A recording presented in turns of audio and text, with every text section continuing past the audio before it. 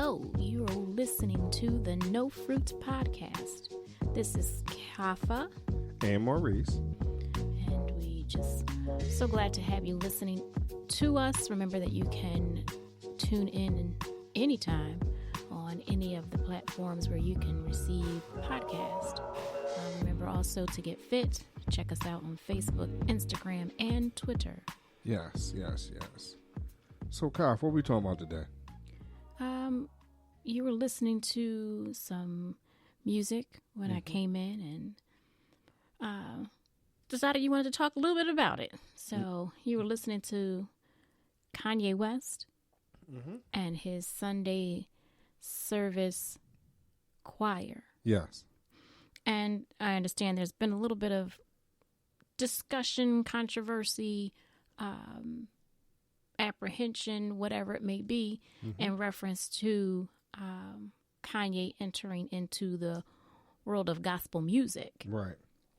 So I guess we're just going to share a little bit about our feelings and when we listen to some of the songs, and where we think it is and what I guess we've heard on the street, what we've heard from others via social media and internet, things like that. So, Maurice, what have you heard? Or, okay, we'll just say, hey, what are you feeling about the song? Right. I mean, I know you love choir sounds, and this is a true choir sound. Right. But what are you feeling about the songs that you've heard? First, as you stated, that's our first love. I mean, we met singing on a choir, so this right here just brings back those type of memories. Growing up in church, you're used to hearing choirs, whether it was a gospel chorus or senior choir or things like that. And then with myself, so I'm just talking about the local church, y'all. Even though Kafa and I met on a mass choir that sang all over the city of Philadelphia, and beyond. Yeah, right. But the thing is, from a local choir perspective, when I think about my youth choir, and we're talking about mid 80s to mid 90s, from being a first grader to a 12th grader type, times or whatever. When I think about those years and the types of songs that were coming out at that time, they seemed to be a little taboo, and so they were not necessarily received very well in church. So I want to preface my mindset with that. I find myself reverting back to those old days of, hey, you know what, those songs don't belong in here mentality. I remember the first time we sang Kurt Franklin's Stomp. Let me tell you, that did not go over very well. When we sang, I Got the Devil Under My Feet. For those of y'all don't know that song, I got the devil under my feet. I got the devil under my... Oh, that song. So, I remember that song, just that did not go over very well. Even though it was a little kid song, and it was, it seemed kind of cute to see the little kids singing it and Tom, acting it out a little bit. But for my church, that did not go over very well. So, as I listened to Kanye West, and this one song that Kaf and I, we listened to together, we sat here and talked about it a little bit, we realized, we need to really talk to y'all about this too. So, the one song that we listened to, it was, you can actually find it on YouTube, Sunday Service Choir, Souls Anchored. So, with that particular song, when you listen to the words, you know where it's coming from. That song, My Soul Has Been Anchored. And for those of you who don't know, you can look that up. My Soul's Been Anchored. That was a very, very popular song in the 80s and 90s. And from my understanding, from looking at the reviews and things like that, where Kanye is coming from with these songs, that's where he's referencing from, that time period. So So as we're thinking about that, and I'm thinking about, hey, this is what my life was in that same time period. That song, "My Soul's Been Anchored," was a very, very powerful song, Mm-hmm. and And it still is. It still is today. Well, I'm just speaking about that time. Like you said, that's a song that's timeless, though. Yes, It's not that hasn't changed. Because our soul is going to continue to be anchored in the Lord. So, so in saying all of that, as I listen to this song, I don't necessarily have a problem with the words. Right. Here is the key, and I think this is what, in my old soul part of my body, and I know we talk about, hey, what were you doing last night? You were in the club last night, doing whatever. You could come in here and praise the Lord too, come as you are and things like that. So when I listen to the song, this is all the things that come in my mind. And so I have a struggle. Okay. A real struggle. Because there's a part of me that says, hey, this song does not belong. Belong where? In church. Mm-hmm. There's a part of me that says this particular song, this particular rendition is not, for one, it's not biblical. Number two, the vibe of the song, it does not make me think about church. So for explain me, why, yes. Okay, so for me, I understand the melody of the song. Mm-hmm. The song is from Genuine. So anxious. So anxious, right? Yeah, we just said it. And so with understanding what that is or what that song was about for myself, I'm thinking about that song. Mm-hmm. At the same time, I'm thinking about this song. Right. So I'm conflicted. I mean, I understand where you're coming from about the confliction and the conviction of having a worldly song that is speaking about being anxious to have sexual relations with someone, and somewhat a little bit explicit about it. Right. But then the song "Souls Anchored" could be the answer to you being anxious. So, if you are faced with that temptation to embark upon relations prior to being married, you can then listen to a song like this and being, hey, your soul is anchored in the Lord, and that God is on time, and he's always there, and he's always present, and he's able to set you free. All those things that the words and the lyrics are in this song. Right. So I'm feeling that it could be an answer to that. Then my other part is, well, if this song is geared to those who are 20 and below, they might not be remembering Genuine. And what, those songs and what that song, it's not going to have the same feeling and meaning if they listen to it than it did with us. You could probably listen to that song and think about, oh yeah, I remember when I heard that song and I was dancing with, and thinking about this person and that person.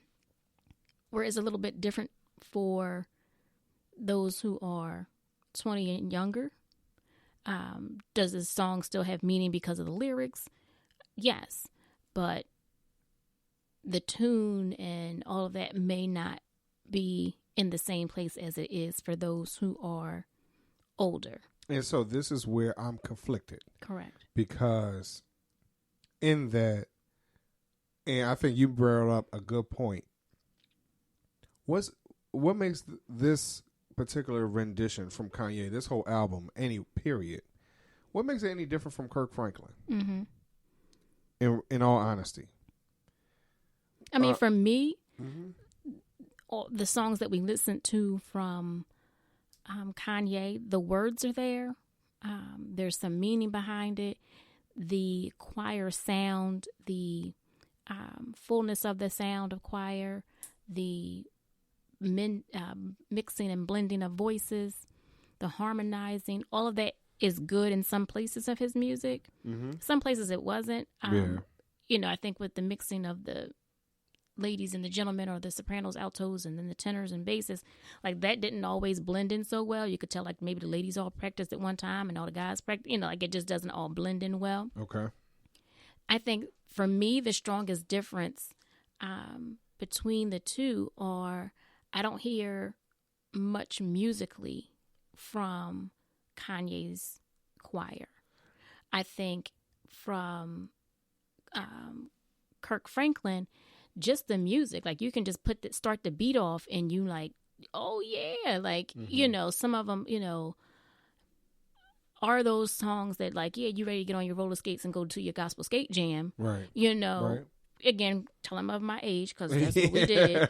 We went gospel skating jams on Sundays at the, USA. Come on. Right. And then there's other songs where like it was slow, and it was really a praise song that ushered in the spirit, so Silver and Gold and some of those other songs, like, it was just a little bit of a difference there. And then even with some of the songs that are more present for Kirk Franklin, I think there is more to it in the artistry realm, in the realm of musicality and all of those things. So your soul is blessed in many ways, not only by the voices, but also by how he puts the music together, and presents it in such a perfect, a good manner of a perfect marriage of the voices and the music. Where I didn't hear that so much in Kanye's choir. The voices were good, like I said, but I didn't really hear much music behind it, and maybe he was doing that for a purpose. I'm not quite sure. Maybe it was just like, hey, listen to these voices and that's what we want you to hear, and not be so tied up with all of the instruments in the background and the acoustic the accompaniment that goes along with it. But those, a little bit of what I felt with it.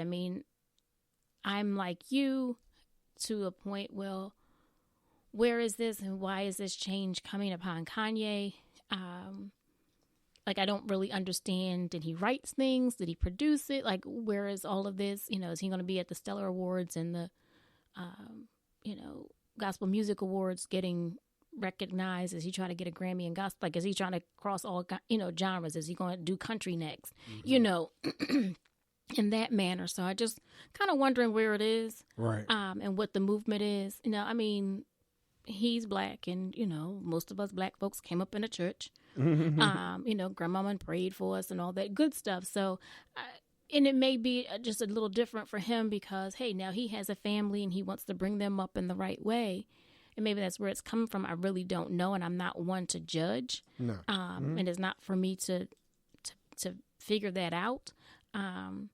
But, those are some of the questions that we've heard about through the grapevine, on the streets, on the internet, right. Whatever, like that, they're like, oh no, that's Kanye. He's this, he's that.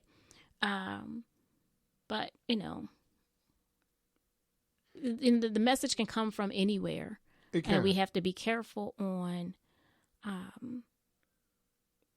shunning away the message and not taking time to kind of heed and hear what the message is, because we're so caught up in who the messenger is. And remember, and that's one of the things I said to you, just, am I hearing the message or am I judging the messenger? Mm-hmm. Because of everything that he's been going through, what he's been showing us over the last few years, am I not allowing it to be ministered to because of him? Mm-hmm. Am I not just what he's going through over the last couple of years, but even just the type of music he's been involved in, mm-hmm.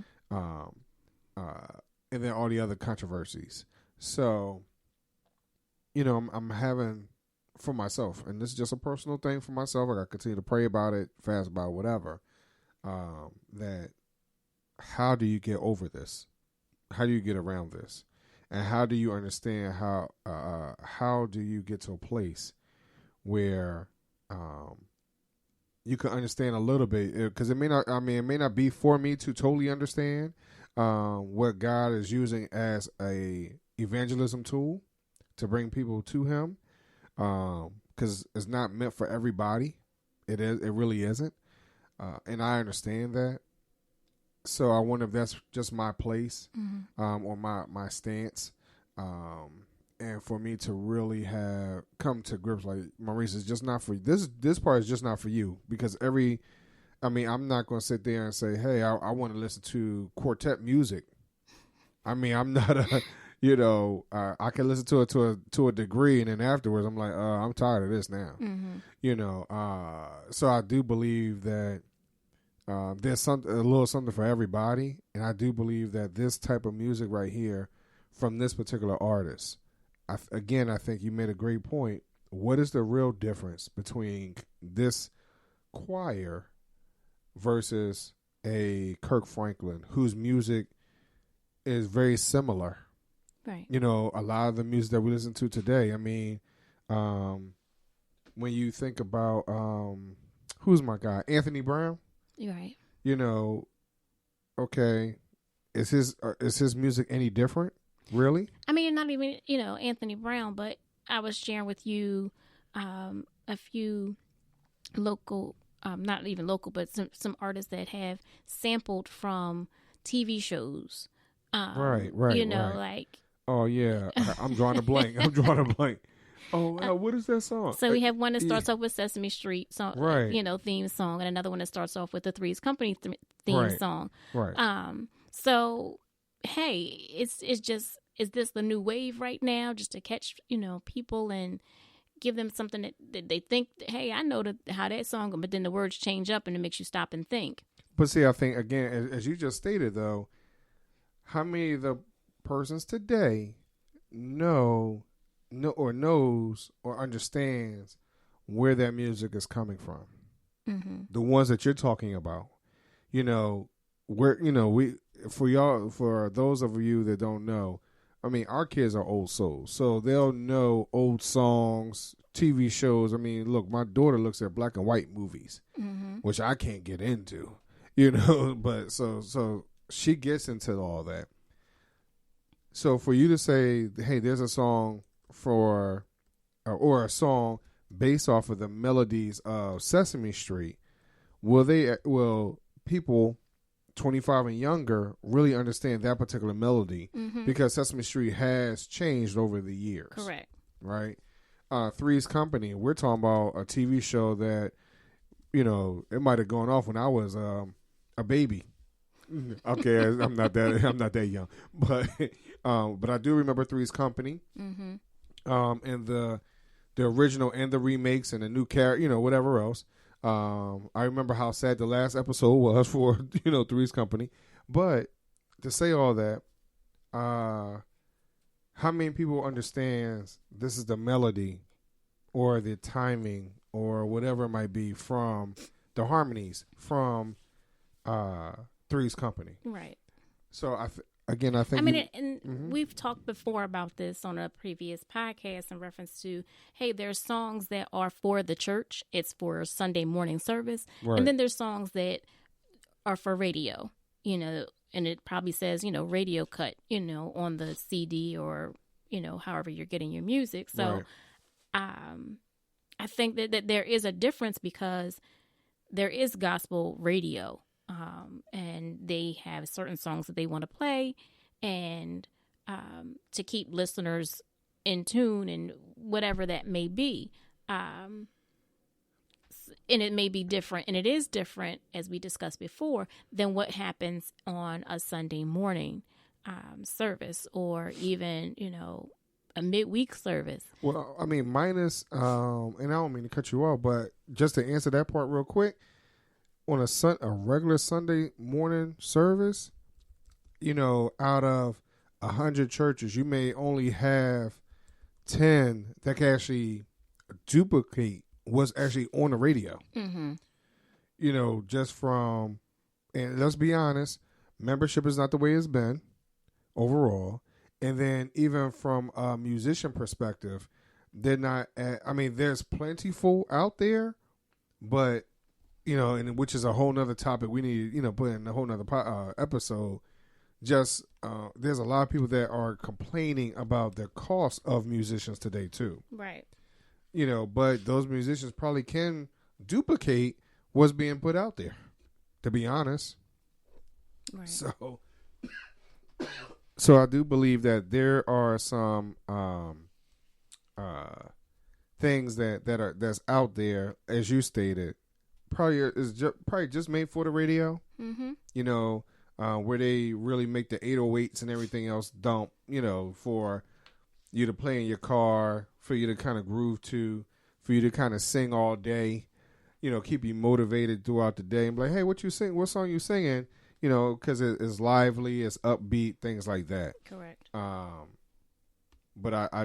But again, as I stated, from myself and my old soul, it's a little, it's just a little different. I could hear the the sages of the church, talking about that doesn't belong in here. Right.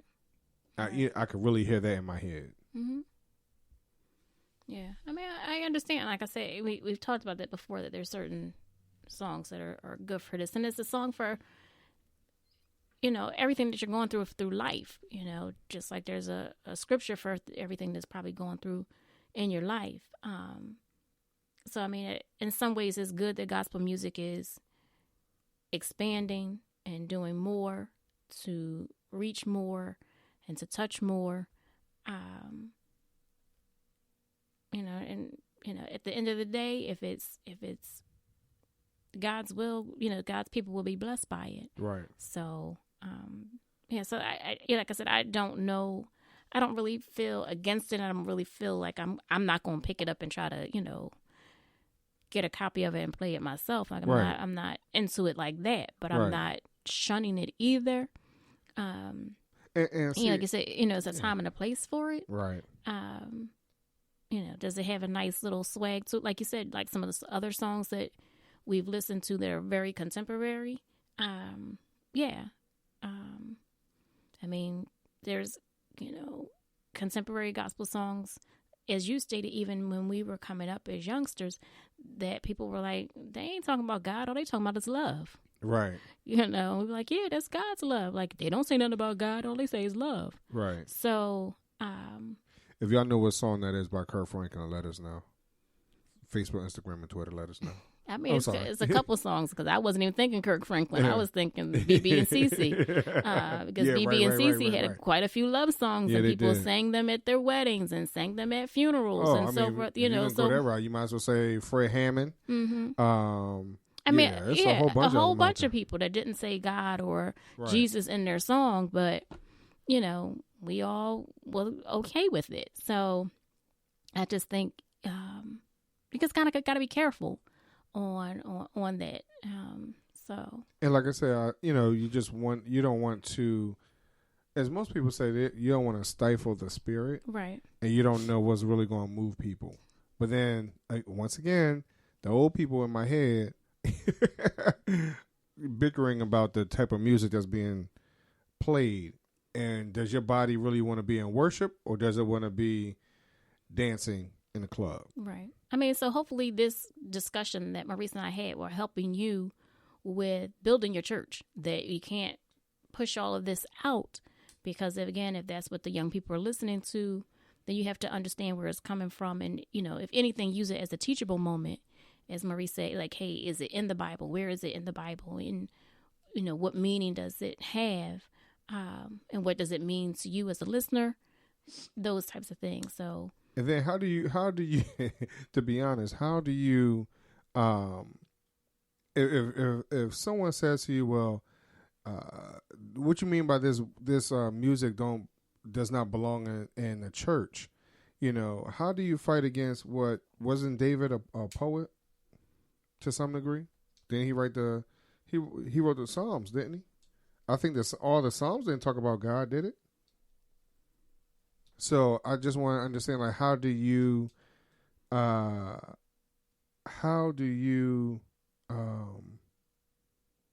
talk about that and have an open discussion?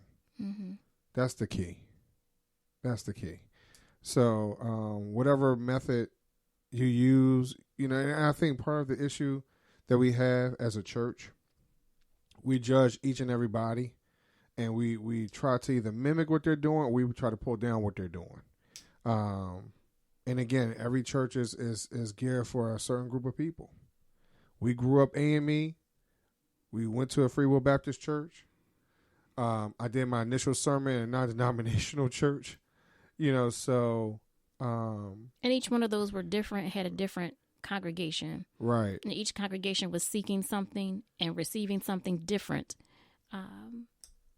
You know, whether they were very traditional and very educated, very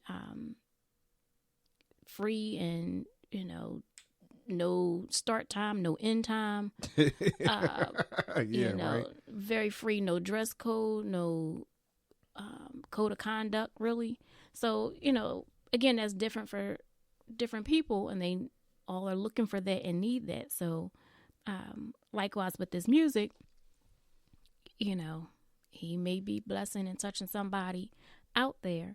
And then again, we don't know that the Lord is not using Kanye or blessing Kanye with all the things he's had going on in his life, with losing his parent, with now having a family, now being married, you know, all those things. The Lord could be speaking to him as he's trying to figure out this thing called life. Yeah. Yeah. So, you know, we just want y'all to think about that, dialogue with us, you know, tell us what your thoughts are. Even talk about what songs at your church, you know, are you singing some of these more contemporary type songs? Are you singing more hymns? Are you singing old Negro spirituals? You know, what type of songs are you singing? Or are you singing anything? Because we've been to a couple of churches where they don't sing; they just play music through the speakers. You know, so it all differs. You know, again, it's something different for everybody. Right. So, you know, just vibe with us and let us know, you know, how do y'all feel about this state that we're in. Like I said, for me personally, I'm just conflicted. Mm-hmm. I am. I mean, the one other thing that you were conflicted with, again, is just Kanye himself and where he is, and with politics, where he is with other artists, you know, things like that. So I understand that, like, you know, hey, there's some up and some down, but hey, every preacher is not going to be this way. They may have some issues with politics. They may have some issues with other people. So, you know, so you have to listen to the message and see if the message is true and pure and of God, and like you said, biblically sound and all those things, and then go from there. Right. Yeah. Yeah. So, you know, like I said, just let us know, y'all. Continue to stay fit. And this is Maurice. And this is Kafa. And we love y'all. Love you. And we will see y'all or listen to us next week. All right, y'all. Thank y'all very much. God bless you. Peace.